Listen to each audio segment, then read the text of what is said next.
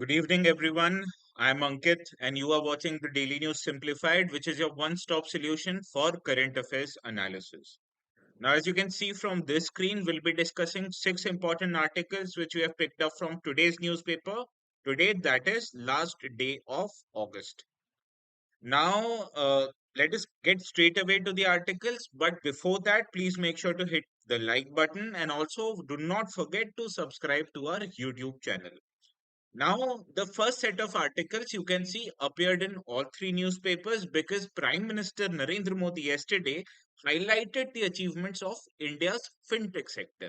And he highlighted that India's fintech sector has attracted as many as $31 billion worth of investment in the last decade. Now, this fintech system has improved lives of Indian citizens, hence, it has resulted into what is called ease of living. Now, this topic, it is important from GS paper 3 syllabus because you can understand the government wants our growth story to be inclusive, which is directly mentioned in our syllabus. And also questions related to this topic have been asked previously in the mains examination. Now, the question in your mind must be, what is this fintech? Quite easily, fintech is amalgamation of finance with that of technology. And I'll teach you this with the help of an example. Now, what happened before? Suppose 20 years back. Now, if you wanted to know your bank balance, so you had to go to the bank, stand in the queue, take your passbook, and then get it updated in the bank counter itself. And after all this elaborate process, then only you understood or you came to know about what is your bank balance. But now, if you want to know about your bank balance, what happens? You fire up your smartphones, open the banking app, and on a click of few buttons, you know exactly how much money is in your account. This is has been possible only because of development of fintech.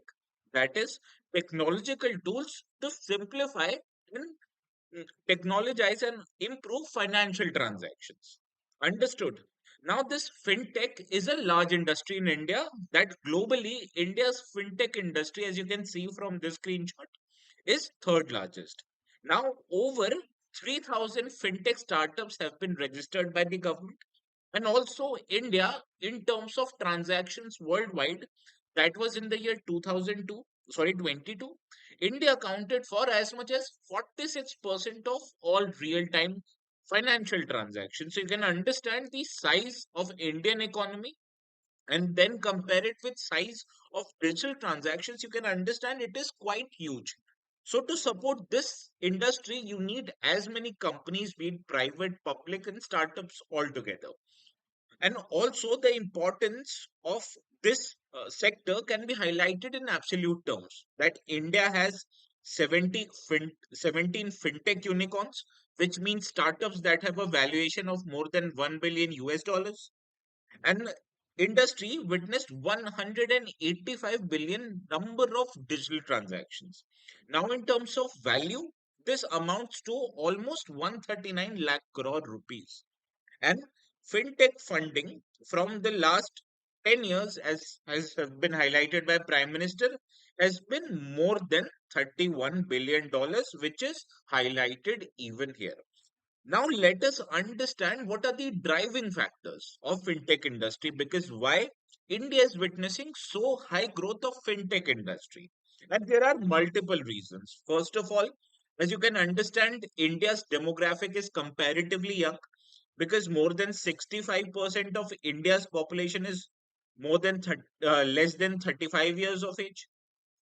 So, as you can understand, India's population is relatively younger, which means people are more receptible of using technology in their financial transactions.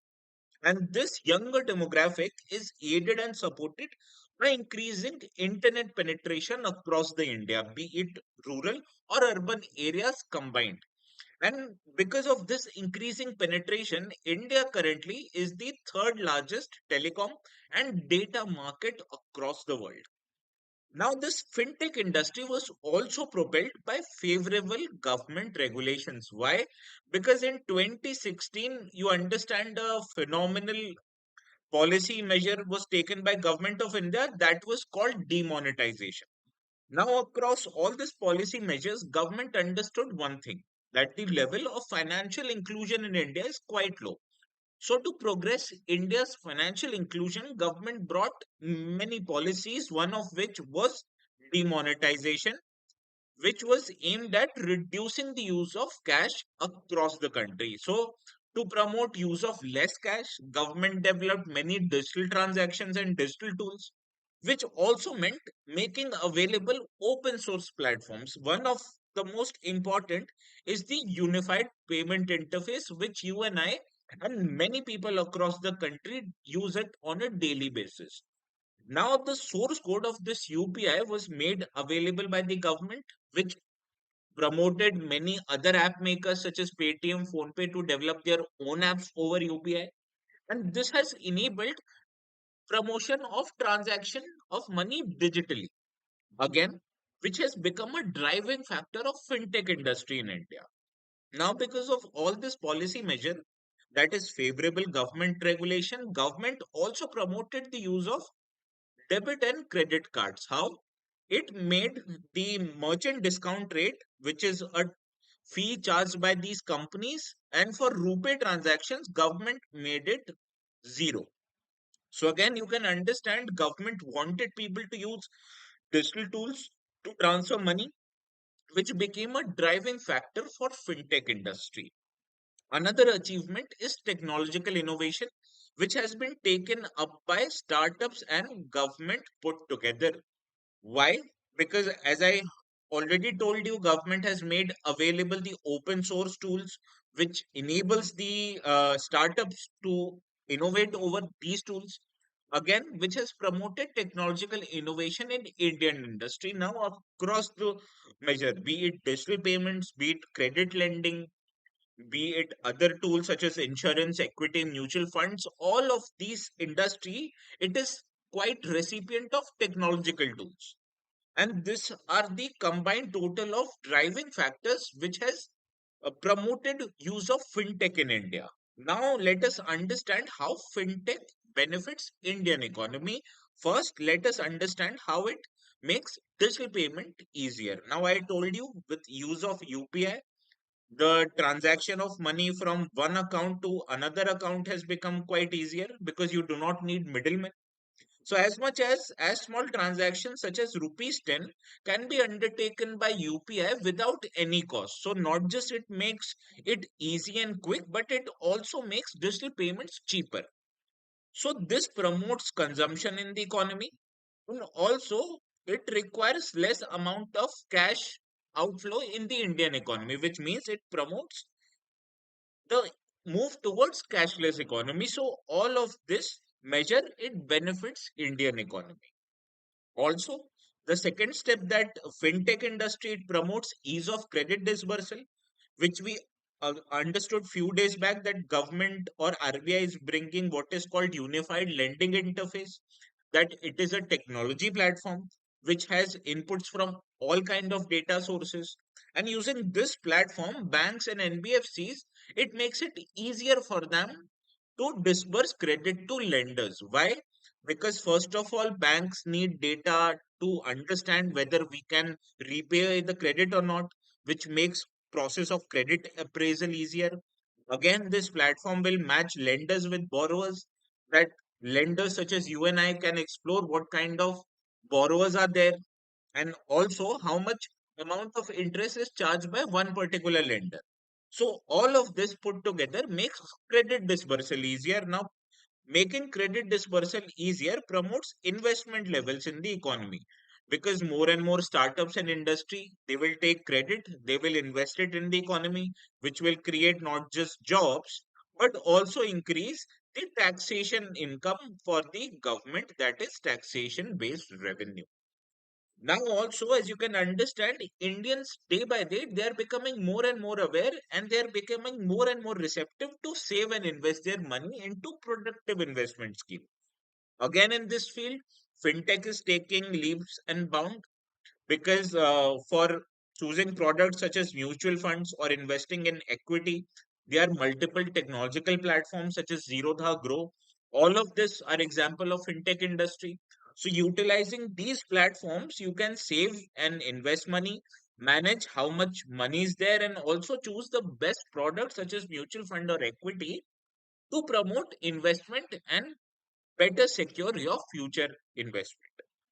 Further, as you can understand, government is also looking to provide aggregator services such as companies like Cred, Policy Bazaar. They are providing you option on one platform. For example, you have multiple credit cards from different bank accounts. So to know and pay your bills, you have to require multiple apps. But this thing is made easier by an app called Cred, because you can use or pay money from multiple credit cards using one app only.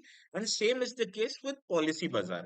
That this platform aggregates all the insurance products into one platform. It presents you different options which enables you to make an informed choices. Also, how is a fintech benefit Indian economy? That it will make financing easier for micro, small, and medium enterprise, because we understand these kind of industries, they face quite a lot of difficulty in accessing formal credit. So in that case, these MSMEs, they get invoices in return for their goods and services which they provide to these companies. So to quickly access finance, these MSMEs can trade their invoices on a platform called TREDS platform, which is a government platform enabling trading on invoices, which will again increase the credit disbursal for important sectors such as micro, small, and medium enterprises. So these are how the Indian economy will benefit by the use of fintech. However, is fintech without any challenges? The answer is no. In this context, let us understand what are the challenges which is faced by India's fintech sector. And the first challenge in this regard is the lack of financial literacy and awareness among Indian people, because we know there are many genuine fintech platforms which offer various services to Indian people, but there are also mischievous elements in Indian society who, by selling or offering malicious information, can mislead consumers, such as this. Because you can understand there are many Ponzi schemes and they offer you incredible benefits such as doubling your money in mere 25 days. So to protect users, it is a big task, and this is where financial literacy and awareness comes in, because in current terms it is quite low. As you can understand, a large section of Indian people, they are rural based, which makes the awareness in terms of financial literacy low.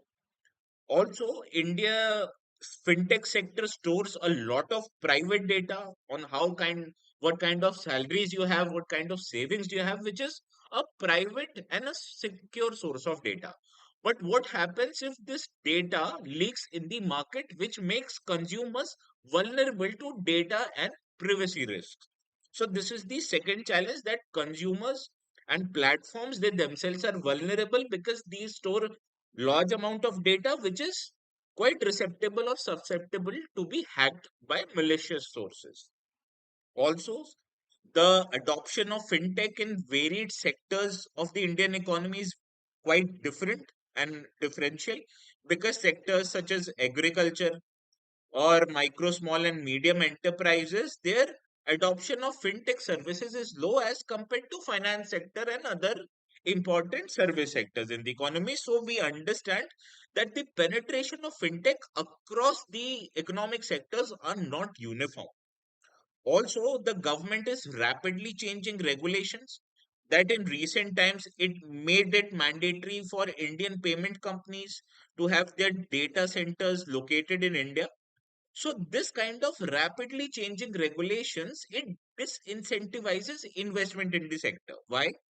Because companies, you can understand, to establish data centers in India, they require large amount of investment, which again increases the cost of doing business.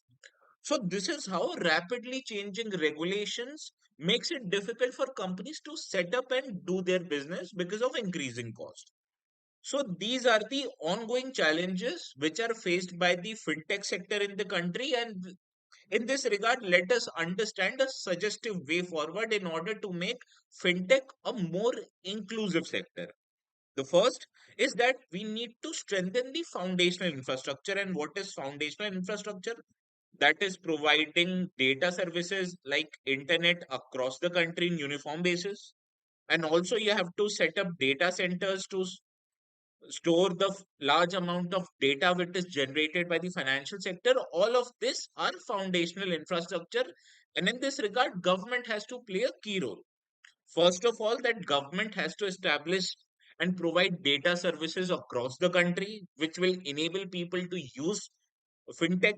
And also you have to provide for data centers in the India, because you have already made regulations that Indian companies or companies which are operating in India should store their data in India, which means providing large amount of storage of data. Also, you have to make the policy more conducive. That is not just it makes companies easy to do business in India, but it will also reduce the cost of doing business in India, which means interacting with companies daily and understanding what are their day-to-day requirements, which also makes it necessary for the government to have an enhanced understanding of evolving fintech system in India, because there are many developments which is taking across the industry. So you have to first understand by increasing interaction with the stakeholders in this regard. And also it will help government understand and evolve a conducive policy framework. So these 2 points are interrelated in this regard. Now also there is necessity for the government to forge global alliances. Why? Because India, it is a large economy, so it wants its people to use the same system when they go to other countries like UAE. So in this regard, the government is collaborating with other countries so as to make their payment systems such as UPI interoperable in other countries. That is, whenever you go to other countries such as Nepal or Bhutan, you can pay using the UPI system itself. And also the government, it should make its fintech industry more and more secure, that the malicious elements in the society, they do not use these fintech tools to launder money or to provide for terrorism activities. Hence this requires a increased coordination between various countries. So all of this requires government that it should forge a global alliance or network of countries, which will enable first of all interoperable of domestic networks into other countries, and also improve the coordination between various regulatory organizations so as to prevent this sector from becoming victim of money laundering and terrorist financing. And also to make this sector more inclusive, we need targeted digital literacy programs. And why do we need this? Because as I made you understand here, that the levels of financial awareness and literacy in India is low, and especially to people belonging to rural areas, for senior citizens who are more vulnerable to cyber crimes. We need targeted literacy programs, which you have even seen advertising, such as RB advertising, which features Mr. Amitabh Bachchan. And these set of advertisements, it highlight the risks of using fintech. So whenever people are made more aware of the risk, so they can perfectly and efficiently utilize fintech services without becoming victim to phishing or other cyber crimes. So this was our discussion of first article, and we quickly move to second article, which you can see appeared in the Hindu newspaper. And this article quotes the Ministry of Cooperation and Home Affairs, the minister himself, that is Mr. Amit Shah, and he highlighted that as chemical fertilizers, they are source of many elements, and in this regard, the farmers and consumers must switch to consuming and producing organic food products. Now, this part of the syllabus, it is important from GS paper 3 syllabus. Why? Because the syllabus highlights changes in cropping pattern in various parts of the country.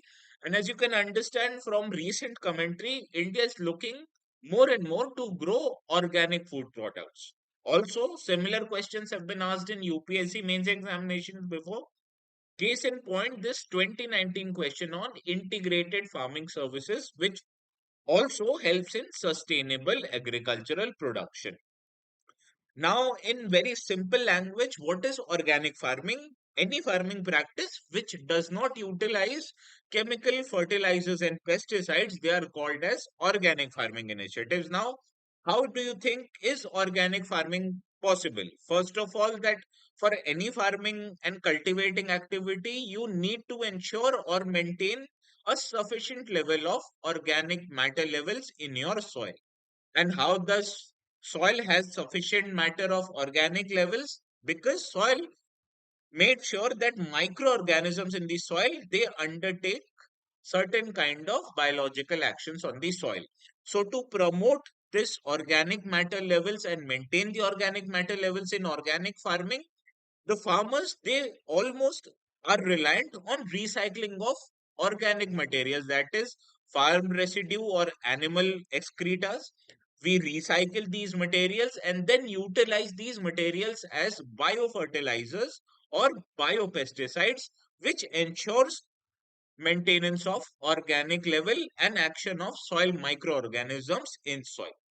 Further, this kind of organic farming practices, it utilizes process such as crop rotation or diversification of cultivation, which again reduces the chances of weed and disease and pest infestation on your farming activities, which again you can understand requires less amount of pest control in terms of organic farming.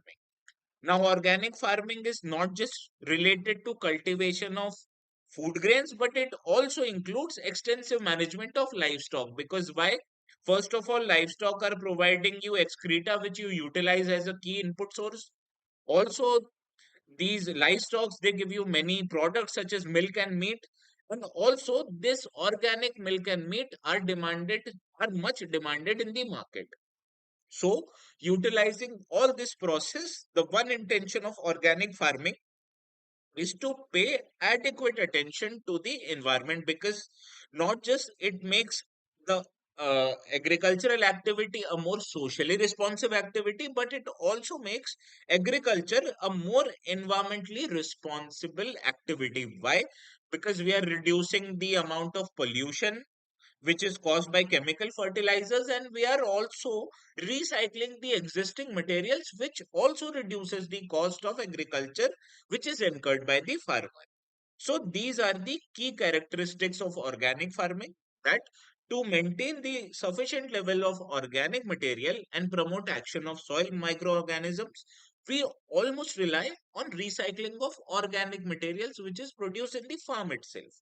Now this process, it almost negates the need of pest control, because weed and pest infestations are low in this kind of organic farming, which you can understand increases the or reduces the negative impact on our environment. Now, in this regard, let us understand what are the key benefits of organic farming. First of all, you can understand we are using our existing resources more efficiently, which means there are less amount of water required in the farming activity, or the sorry, I've made the diagram wrong here, which reduces the amount of water you require, reduces the amount of power you require to pump this water, which again highlights the efficient use of existing use resources. Further, the key elements of organic farming, that are biofertilizers and biopesticides, they are generated and recycled by using existing resources.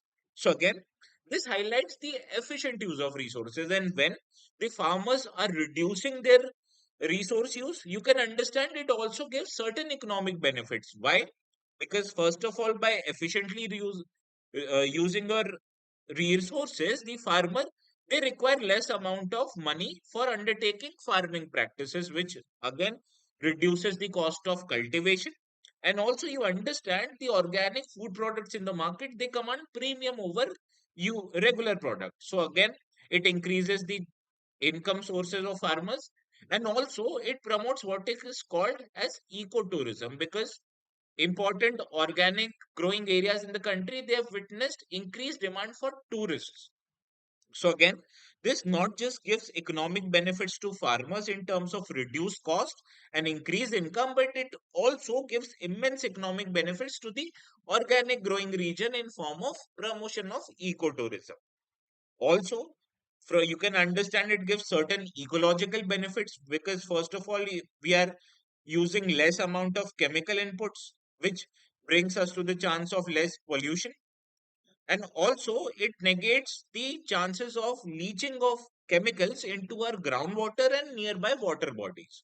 So also it promotes groundwater health, but not just it promotes groundwater health, but it also promotes health of nearby water bodies, which also translates into increased health benefits for users of organic food products. Because as you can understand, organic food products are rich in antioxidants, which means these are beneficial for people who are consuming organic products. So not just it is better for region, it is better for farmers, it is better for environment, but it is also benefit for end consumers like you and I. So in this regard, knowing the many benefits of organic farming, our government also brought forward several initiatives. The first initiatives are related to policy wise, that is to promote organic products into export markets. Government brought agricultural export policy in 2018, and by bringing standards for organic food products such as food standard and safety, organic products rules, the government has standardized the growth, market, and cultivation of organic food in India. Also, to promote farmers so that they grow more and more organic food products, government has brought forward two schemes. First is Paramparagat Krishi Vikas Yojana, which promotes cluster-based organic food products, and also government is focusing on areas such as Northeast India through Mission Organic Value Chain Development. And in this scheme, the government is not just encouraging farmers to grow more and more organic food products, but they are also providing value chain benefits such as transport and storage for organic food products in lesser developed areas such as Northeast areas. Also, to recognize and to promote marketing of organic products, government has brought forward two kind of certification program. First is for export related product. It is called NPOP, which is National Program for Organic Food Production, and this is an initiative of Ministry and Commerce and Industry. Now, under this scheme, the Agricultural APEDA, it certifies food products as an organic food product if that food product is meant for export markets. Also, to make organic food products certified organic food products available in domestic market, the government has brought forward a participatory guarantee system, which is a scheme of Ministry of Agriculture and Farmers Welfare. Now under this scheme, various farmer groups, they enroll themselves into this scheme, they go on and they certify organic products of other organizations. So this kind of policy measure, cultivation measure, and also certification measure are intended to promote organic farming in India. First of all, government has brought forward a conducive policy measure which not just promotes organic food products in export market but also establishes a standard for manufacturing and marketing.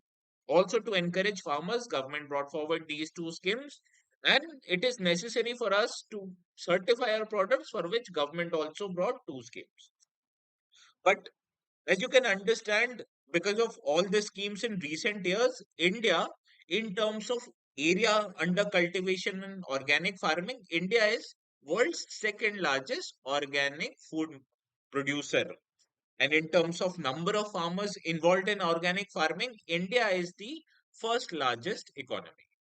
And this has been possible because of various initiatives of the government and rising demand of organic food products, not just domestically, but also in organic market, also in export markets. And because of that, India, Indian farmers, they are growing organic food products in as much as 7.2 million hectare area in India. But do you know that this area looks large in absolute terms, but when you compare it with total gross cropped area in India, which is 140 million hectare, this amount of area which is under organic farming, it just means it is 5.2% of India's total gross cropped area.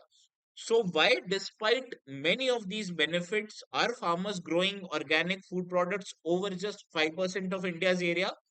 And this is because of many issues which are there with organic farming. First is that there is a certain amount of transition period, because when farmers, when they move from conventional agricultural practices to organic farming practices, for a 2 to 3 years of their initial period, the yields of their farms are quite low.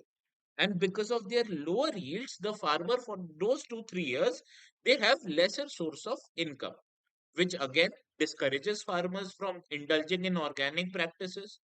And after 2 to 3 year period, when farmers grow more and more aware of how to cultivate organic food products, then only their yields match the yields with conventional farming sources.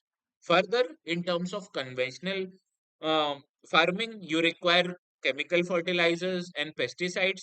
And for all these kind of inputs, government has active support network, that not just government distributes these fertilizers and pesticides, but government also provides increasing amount of subsidies, which makes chemical inputs cheaper for farmers. And when farmer decide to switch this chemical input in support for organic farming, it leads to increased cost of inputs for farmers. Why? Because government first of all provides subsidies for chemical products, but it does not is not providing subsidies for organic inputs. That's why farmers are or incurring more and more cost for doing organic farming. Also, as you can understand, increasing yields in agriculture requires quality seeds, and in this regard, government is providing what is called hybrid seeds. Now, these hybrid seeds, for having sufficient yield, they require inputs which are chemical in nature. So again, this kind of quality seeds are absent for organic farming, which also discourages farmer from getting into organic food cultivation. Also, for farmers to gain the maximum benefits for organic farming, they need to be aware of how to process and make biofertilizers and biopesticides from animal residue. And because of lack of knowledge or lack of awareness, the farmers do not have adequate knowledge in organic farming practices, which also discourage them.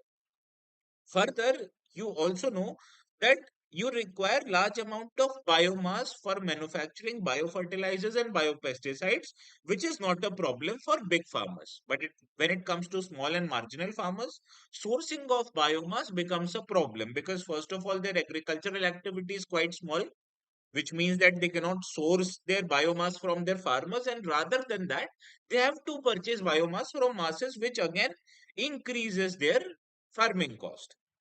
Also, government farmers require a large amount of support infrastructure, such as advisory services, testing and certification services.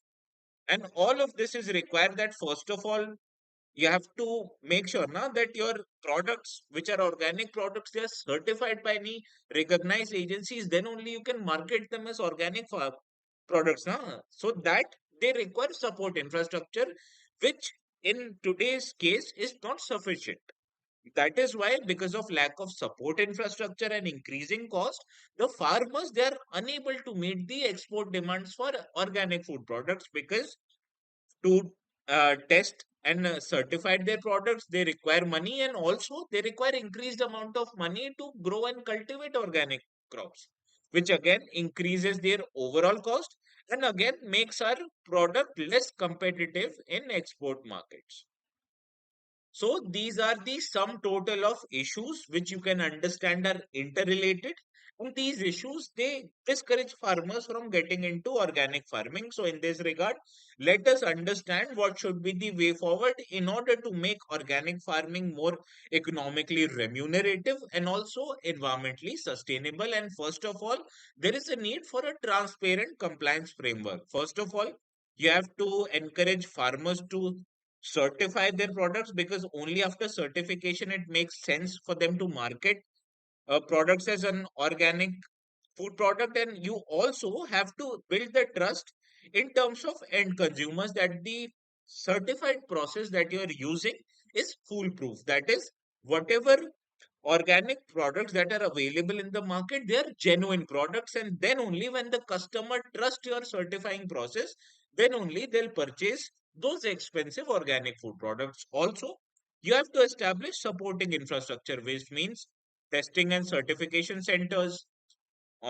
which will again reduce the cost of certification and will also promote increased flow of certified products into the market, which means more and more exports and domestic consumption of organic food products. Also, you have to make sure to increase the demand of organic food products, which means you have to make people aware of the benefits of organic farming. And also, to meet this demand, you have to increase the supply of organic products, which means making farmers aware of the benefits of organic farming, that not just it utilizes your existing resources, but it is also environmentally beneficial. Further, you also need dedicated supply chain because most of the organic food products are grown in rural areas and the demand for these organic food products are more in urban areas. So naturally, you understand you have to transfer and transport these products from rural to urban areas, which require dedicated supply chain, that is storage and transportation network. Also, to make it cheaper for farmers to grow organic food products, you need a sufficient input management, that is providing these seeds, biofertilizers to farmers at a subsidized cost, and also in, reduce the price arbitrage which currently exists between chemical inputs as well as organic inputs. So all of these measures, sum total, can suggest that it is remunerative for farmers and also remunerative for consumers to grow and consume organic food products.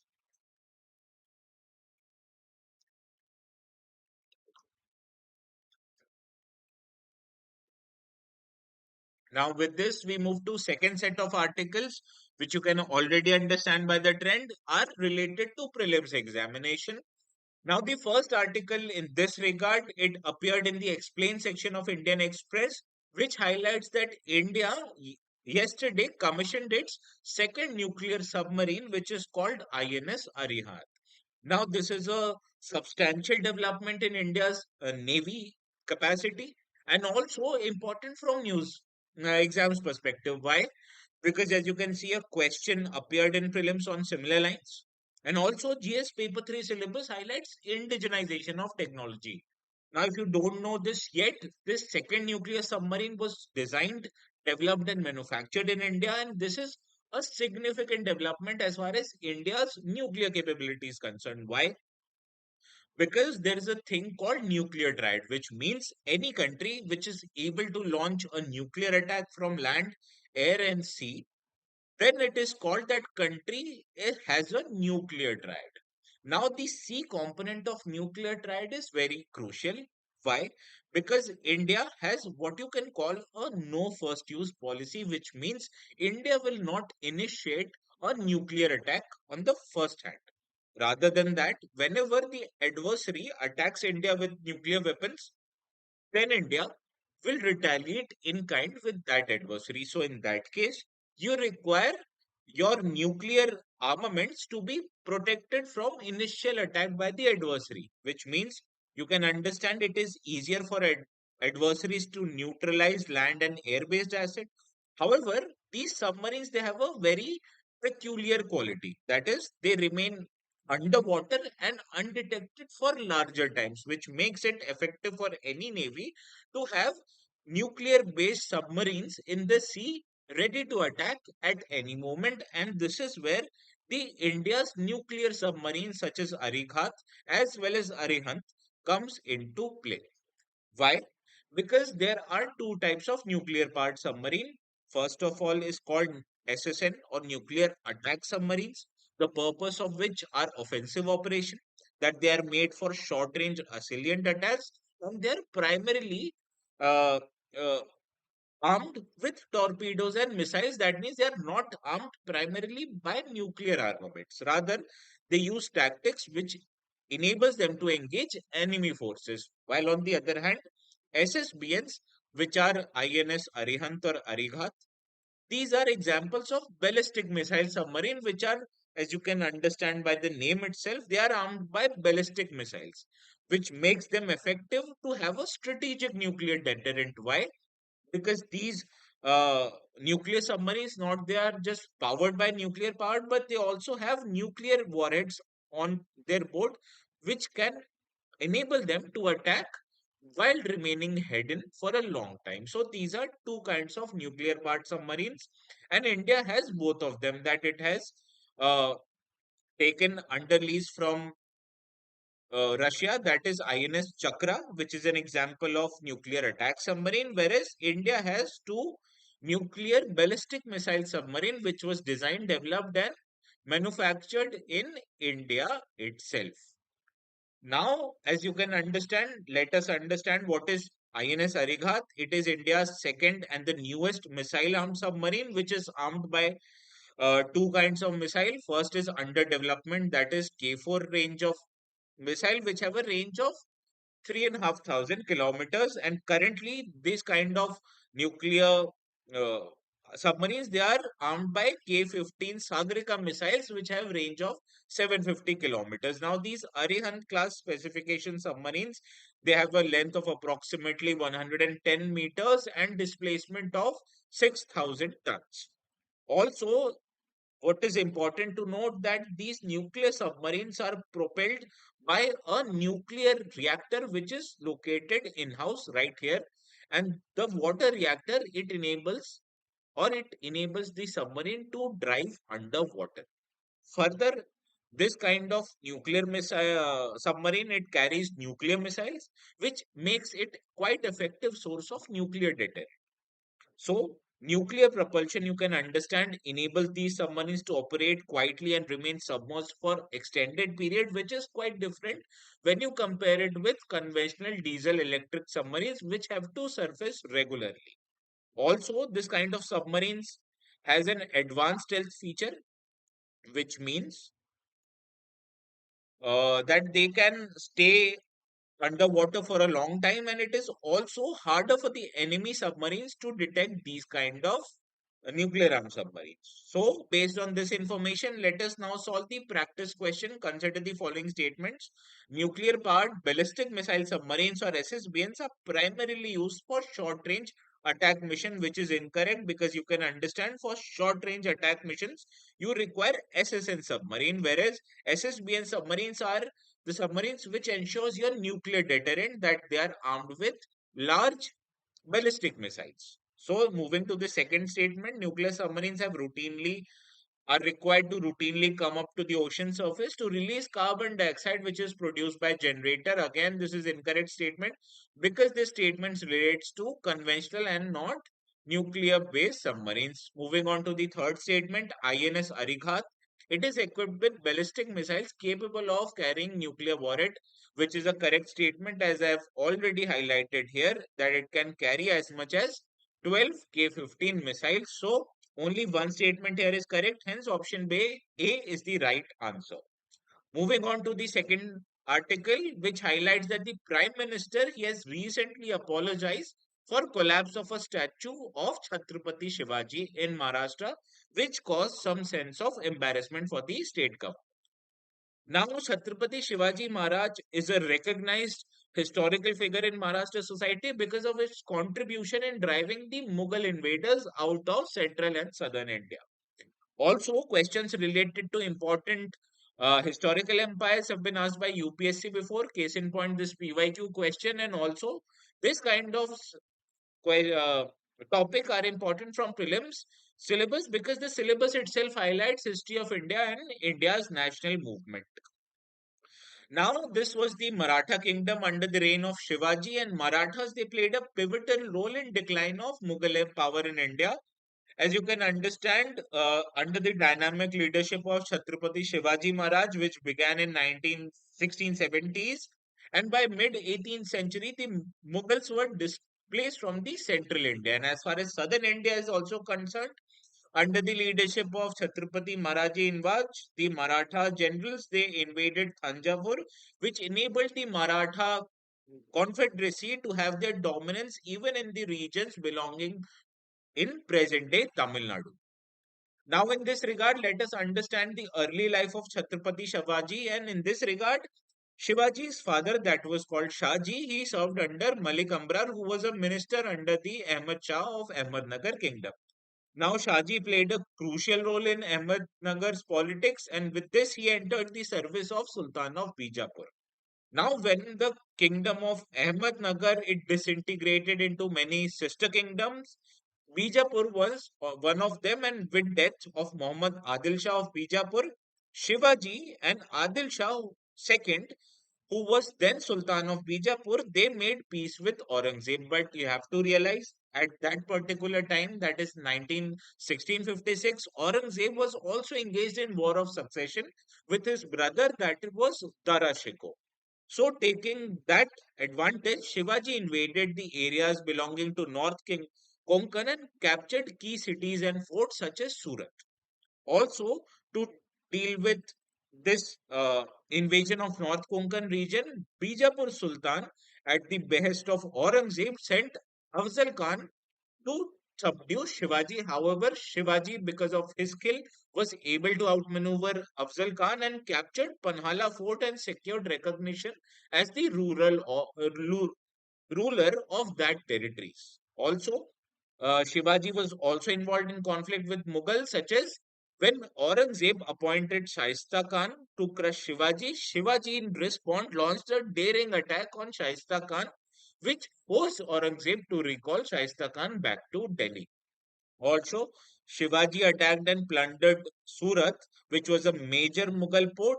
And to deal with this Shivaji's attack, Aurangzeb dispatched Raja Jai Singh. And only after Raja Jai Singh was dispatched, then he was able to defeat Shivaji. And because of this defeat, the Shivaji was forced to enter into what was called a Treaty of Purandar in 1665.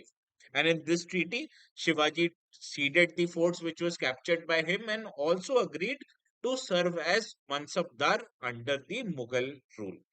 Further, on persuasion of Jai Singh, Shivaji decided to visit Agra, that was in Mughal court, but he was rather humiliated and also imprisoned. But Shivaji managed to escape this imprisonment and again made sure to sack Surat and also imposed what is called a taxation, which was called Chauth on Surat. And based on his achievement, Shivaji in 1674 was crowned as a king in Raigad, and this king was called Chhatrapati, which means supreme king. Now, based on this discussion, let us now solve the practice question. Consider the following statements with reference to Maratha Empire under Chhatrapati Shivaji. First statement, Shivaji was defeated by Shaista Khan of Pune, which is incorrect because rather Shivaji defeated Shaista Khan. Moving to second statement, Treaty of Purandar was signed between Shivaji and Adil Shah II, which is again incorrect because it was signed between Raja Jai Singh and Shivaji. Third statement, Shivaji agreed to serve as Mansabdar under Aurangzeb after Treaty of Purandar, which you can see from this line is a correct statement. Hence, only option third was correct. That's why option C is the right answer to this practice question. Moving to another article, which you can see appeared in the Indian Express as well as the Hindu newspaper, and it highlights that a senior bureaucrat called Mr. T.V. Somnathan has taken a charge of as a taken of charge as a cabinet secretary. Now, questions related to transaction of business and government functioning is important from prelims examination. As you can see, question appeared here in 2016 of on chief secretary of a particular state. Hence, in this regard, let us understand what is this office called cabinet secretary. Now, he is the administrative head of the office of cabinet secretariat, which was created after independence in the year 1947. Now, this office has three wings, that is civil, military, and intelligence wing. And this office enjoys the status of a government's own department under the allocation of business rule 1961. Now, the cabinet secretariat has subjects, advisors who advise prime minister. Hence, this office acts as a prime coordinating agency in the government of India. That on one hand, it coordinates various departments of government with prime minister's office. Now, coming to the chief secretary, he is appointed by the appointments committee of cabinet, and he or she functions under the leadership of prime minister of India. Now, there are various functions that the cabinet secretary discharges. I have provided the entire list in the notes. And the chief function of cabinet secretary is to deal with cabinet affairs, that in his day-to-day affairs he aids the council of ministers and ensures the interministerial coordination. Also, he is responsible for administration of Government of India allocation of business rule and transaction of business rule of the year 1961. Further, he is the senior most bureaucrat of Government of India, and hence he acts as a head of civil services, which means he acts as a buffer between politicians on one hand and civil service on other. In addition to serving as an ex officio chairman of the Civil Services Board. Now, based on this information, consider the following statements on Cabinet Secretariat. The first is the Cabinet Secretariat came into effect under Government of India Act 1935, which is incorrect because it was created after independence in 1947. The second statement, Cabinet Secretariat functions as a prime coordinating agency of Government of India, which is clear as it has various subject related advisors, hence it acts as a prime coordinating agency.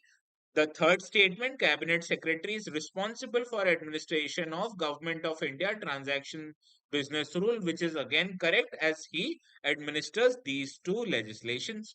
So as statement 2 and 3 are correct, hence option B is the right answer to this practice question. And with this, we move to last article of the day, which appeared in all three newspapers. That was Indian Express, the Hindu, as well as the Business Line newspaper. And this highlights that the core sector, it grew at 6.1% in July, which is highest in 2 months. Now, question on this very topic appeared in 2017, and this is related to economy portion of the prelims syllabus. Further, this index of core industries, it is published and prepared monthly by Office of Economic Advisor, which is in Ministry of Commerce and Industry, and it is calculated with the base year of 2011 and 12.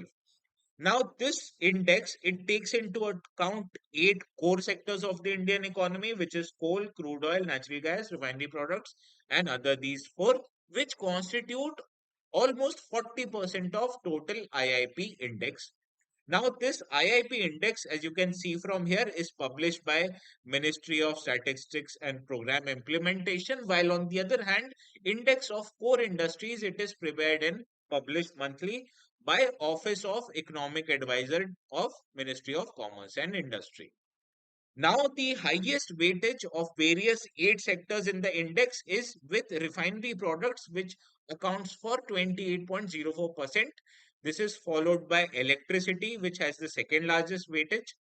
However, previously, when the question came in 2017, electricity used to have the highest weightage. However, it was revised recently, and in this regard, refinery product now has the highest weightage. Now, with this, let us solve the practice question with reference to index of 8 core industries. Consider the following statements. The 8 core industry, they comprise 60% of total weights of the IIP. Again, incorrect because it constitutes almost 40.27%. Second statement, it is prepared by Central Statistical Office of Ministry of Statistics and Program Implementation. Again, incorrect because it is prepared and published by Office of Economic Advisor of Ministry of Commerce and Industry. The third statement, electricity generation is given the highest weightage. Again, incorrect. This was the case before, not currently because refinery products has the highest weightage. Now, all these three statements are incorrect. Hence, option D is the right answer to our last question. And this brings a conclusion to our today's edition of Daily News Simplified. Please stay tuned to our YouTube channel. We'll see you again tomorrow at 6. Until then, I bid you a very good night.